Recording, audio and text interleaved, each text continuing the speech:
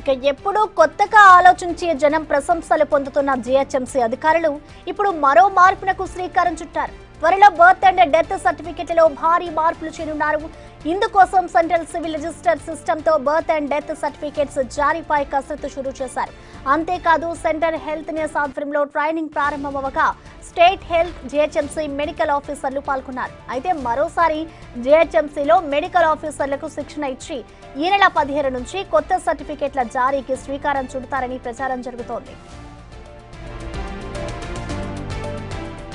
ఇప్పటికే 25,000 అక్రమ సర్టిఫికెట్లు జారీ అయినట్లు అధికారులు గుర్తించారు. దీనికి సంబంధించి జీహెచ్ఎంసీలో అక్రమాలకు పాల్పడిన పలువురు ఉద్యోగులను సస్పెండ్ చేశారు. కాగా ప్రస్తుతం కేంద్ర సివిల్ రిజిస్ట్రేషన్ సిస్టంతో బర్త్ అండ్ డెత్ విభాగాన్ని కనెక్ట్ చేసింది.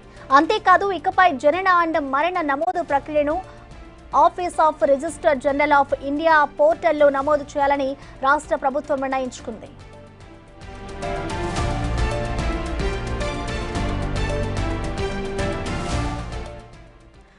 దీనికి సంబంధించిన ఓవరాల్ డీటెయిల్స్ ని మా ప్రతినిధి శ్రవణ్ అందిస్తారు. శ్రవణ్, మనం చూస్తున్నాం ఇటు జీహెచ్ఎంసీ అధికారులు మరో నిర్ణయం తీసుకుంటున్నారు.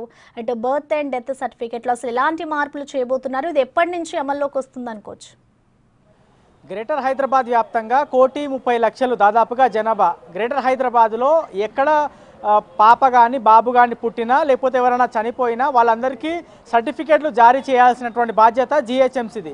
కానీ గత కొంతకాలంగా జీహెచ్ఎంసీలో చాలా వరకు ఫేక్ బర్త్ డెత్ సర్టిఫికెట్లు జారీ అవుతున్నాయనేది ప్రచారం జరుగుతుంది. రోహింగ్యాలకు కూడా బర్త్ సర్టిఫికెట్లు ఇస్తున్నారు, బ్రతుకున్న వాళ్ళకి చనిపోయినట్లు సర్టిఫికెట్లు ఇస్తున్నారు, చనిపోయిన వాళ్ళకి బర్త్ సర్టిఫికెట్లు ఇస్తున్నారు అనేటువంటి విమర్శలు వస్తున్నాయి.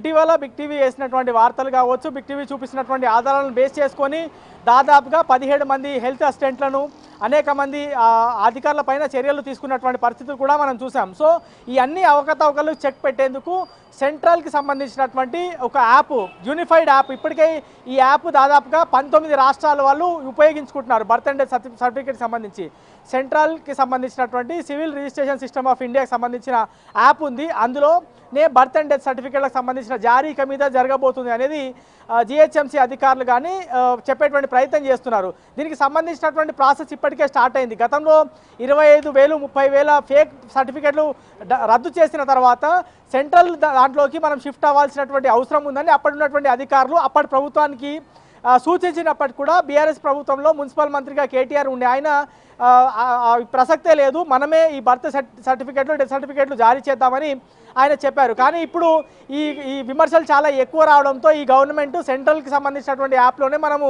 రిజిస్టర్ చేసుకుందాము, అవకతవకలకి తావు ఇవ్వద్దు అని డిసైడ్ చేసుకున్న తర్వాత ORGI official register government of India ఆధ్వర్యంలో నడుస్తున్నటువంటి సెంట్రల్కి సంబంధించినటువంటి రిజిస్ట్రేషన్ యాప్లోనే బర్త్ అండ్ డెత్ సర్టిఫికేట్ల జారీ అనేది తొందరలో అందుబాటులోకి రానుంది. ఇక మీదట మీ సేవలకు వెళ్ళి కానీ లేకపోతే ఇతర చోట్లకు వెళ్ళి బర్త్ సర్టిఫికేట్ కానీ డెత్ సర్టిఫికేట్ కానీ అప్లై చేసుకోవాల్సినటువంటి అవసరం లేదు. నేరుగా ఆన్లైన్లోనే దీనికి బర్త్ కానీ డెత్ కానీ సర్టిఫికేట్ కోసం అప్లై చేసుకుంటే వెంటనే ఆ సర్టిఫికేట్ వస్తుంది. వాళ్ళకి కావాల్సినటువంటి ఎడిట్ ఆప్షన్ కూడా అందులోనే ఇస్తారు. దీనికి సంబంధించినటువంటి ట్రైనింగ్ ఇప్పటికే సెంట్రల్కి సంబంధించినటువంటి సెన్సార్, అంటే మొత్తము జనాభాకి సంబంధించినటువంటి ఎవరైతే లెక్కలు తీస్తారో వాళ్ళు, దాంతోపాటు హెల్త్కి సంబంధించినటువంటి అధికారులు ట్రైనింగ్ ప్రారంభించారు. ఢిల్లీ స్థాయి అధికారులు ఇక్కడ జీహెచ్ఎంసీకి సంబంధించినటువంటి అధికారులతో హెల్త్ అధికారులతో సమన్వయం చేసుకొని ఆన్లైన్లో సమావేశాన్ని ప్రారంభించారు. ఇందులో జీహెచ్ఎంసీ అధికారులు హెల్త్కి సంబంధించినటువంటి అధికారులు కూడా ఈ సమావేశంలో ప్రారంభమయ్యారు. ట్రైనింగ్ కూడా కొంతసేపు జరిగింది. త్వరలో మరోసారి జీహెచ్ఎంసీ ప్రధాన కార్యాలయంలోనే జీహెచ్ఎంసీ కమిషనర్, చీఫ్ మెడికల్ ఆఫీసర్లు, దాదాపుగా 18 మంది మెడికల్ ఆఫీసర్లు, వీళ్ళందరూ కూడా హెల్త్కి సంబంధించినటువంటి ఆఫీసర్లు అందరూ కలిసి మరోసారి పూర్తి స్థాయిలో ట్రైనింగ్ ఇచ్చిన తర్వాత ఆగస్టు 15 నుంచి కొత్త రిజిస్ట్రేషన్కి సంబంధించినటువంటి యాప్ని అందుబాటులోకి తీసుకురాబోతున్నారు. సెంట్రల్కి సంబంధించినటువంటి యాప్లోనే ఇక బర్త్ డెత్ సర్టిఫికెట్ల జారీ అనేది జరగబోతుంది. సో అఫీషియల్గా ట్రైనింగ్ ప్రాసెస్ అనేది కొంత టైం పట్టేటువంటి అవకాశం ఉంది. కానీ ప్రస్తుతం జీహెచ్ఎంసీ కమిషనర్ చెప్తున్నటువంటి మాటలు గమనిస్తే ఈ నెల అంటే ఆగస్టు 15వ తారీఖు నుంచి కొత్తగా సెంట్రల్కి సంబంధించినటువంటి యాప్లోనే బర్త్ అండ్ డెత్ సంబంధించిన సర్టిఫికెట్ల జారీ జరగాలి అనేది ఆయన భావించారు. మరి దీనికి సంబంధించినటువంటి ప్రాసెస్ ట్రైనింగ్ ఇంకా కొంత జరగాల్సి ఉంది. మెడికల్ ఆఫీసర్లు కానీ కింద ఉన్నటువంటి ఆపరేటర్లు కానీ లేకపోతే గ్రౌండ్ లెవెల్కి వెళ్ళి చూడాల్సినటువంటి ఏఎంసీలు కానీ వీళ్ళందరూ కూడా కొంత ట్రైనింగ్ ఇవ్వాల్సి ఉంది. వాళ్ళకి పూర్తి స్థాయిలో అవగాహన వచ్చిన తర్వాత జనాల్లో కొంత అవేర్నెస్ తీసుకొచ్చిన తర్వాత దీనిపైన ఈ యాప్ని అందుబాటులో తీసుకురావాలని జీహెచ్ఎంసీ కమిషనర్ భావిస్తూ ఉన్నారు.